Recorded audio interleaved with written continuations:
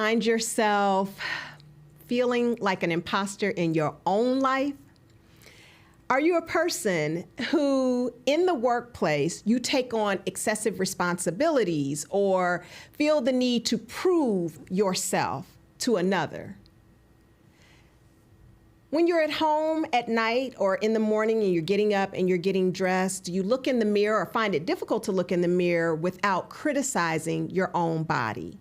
Well, I will tell you that those are all signs of imposter syndrome. And imposter syndrome is a sure sign of codependency.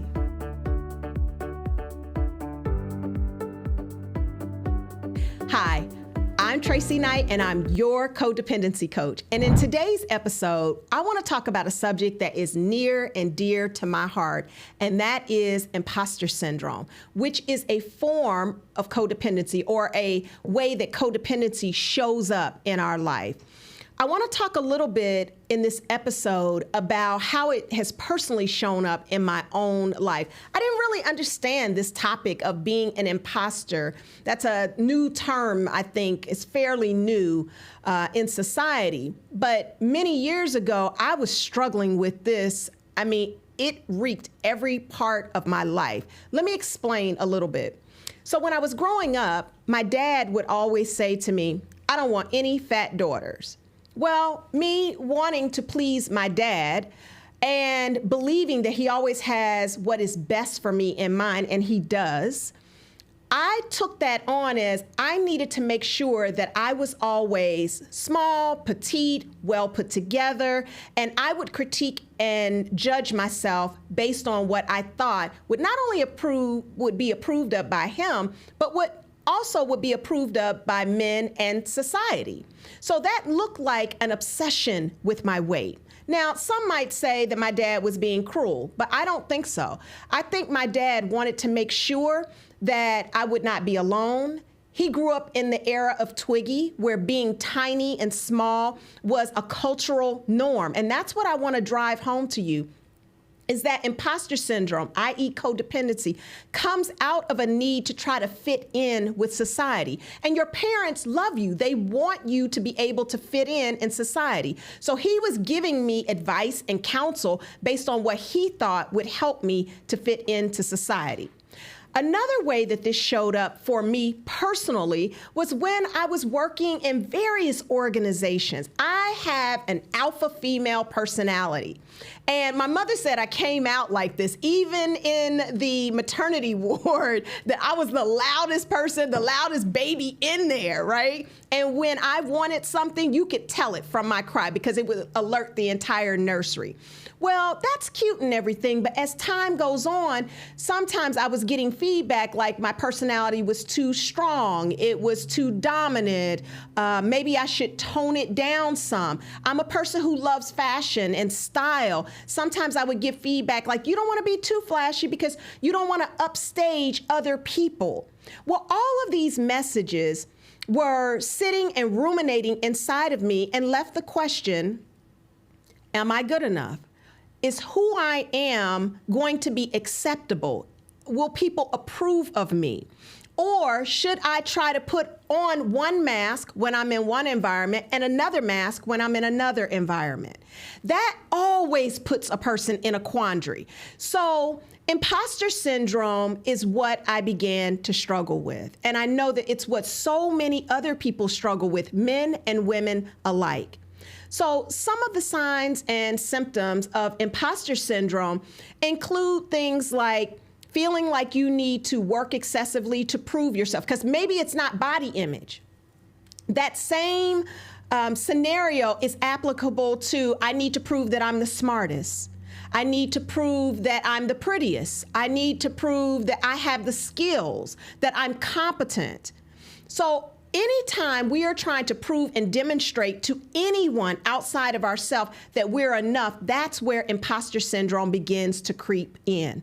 And it looks a lot of different ways. And I will tell you, recently I had a client of mine who happened to be a Caucasian male who came to me, and he was doing a coaching session. This was like one of his very first coaching sessions.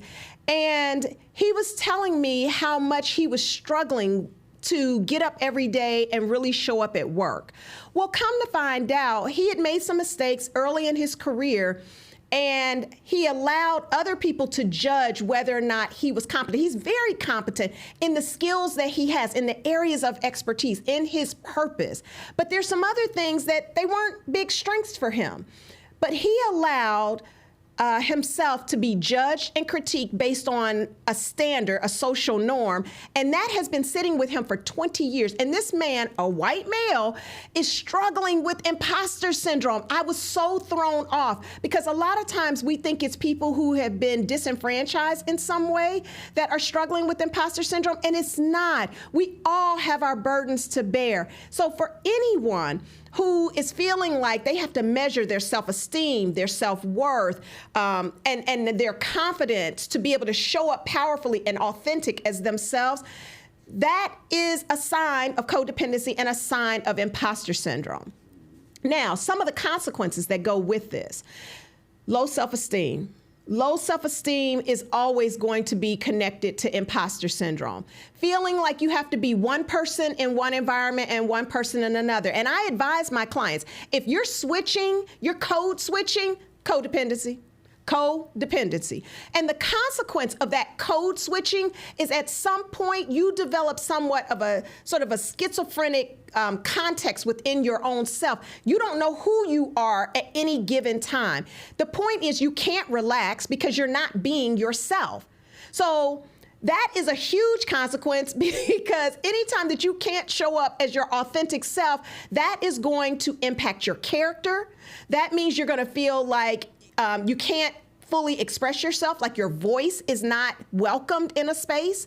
So you can never access your full talent if you can't be authentic in a space. So again, this is why people start to see that their self-esteem, self-worth, and their work performance begins to diminish over time. And then that's not to mention how you show up in your personal relationship. So you may be asking what you can really do about this.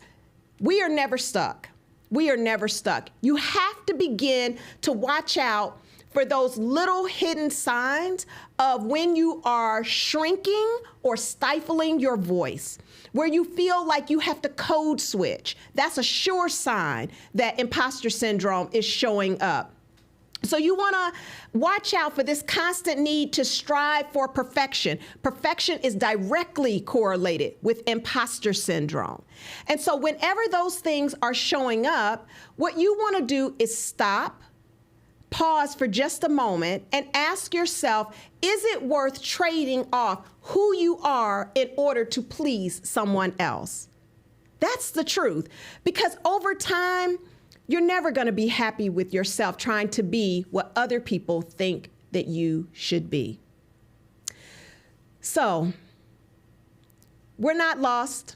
We're not broken. And if you find that you're struggling with imposter syndrome or low self-esteem in any form, I want to invite you to connect with me. Below you will find several links and ways for you to connect with me. One, I want to encourage you to book a call with me, a 30-minute free consultation, so that we can get to the root cause of what is causing you to feel like an imposter in your own life. I also have a codependency boot camp that you might want to consider for yourself. And at a bare minimum, I want to encourage you to keep listening in to each of these episodes, because I believe that they will help you. Now, one of the things that you can do to help me out is to like us, tag us, share us, subscribe, and leave your comments. I want to hear from you. I want to hear your questions, comments, concerns. It helps me to get better at what I'm doing. It's feedback, and we can only grow through feedback, but it also allows me to really tailor the content for you to meet your needs. I'm here with you on this particular journey. So don't feel like you have to do it alone. You're not alone. I struggle with codependency just like anyone else, because it is something that runs rampant in our society. What I am committed to is helping us to have a relationship renaissance where we shift the way that we are relating to ourselves and therefore relating to our our family members, our loved ones, and the people that we work with. So remember that you're not alone, and that today is the day that we take back, we transform, and we're going to win at the game called life.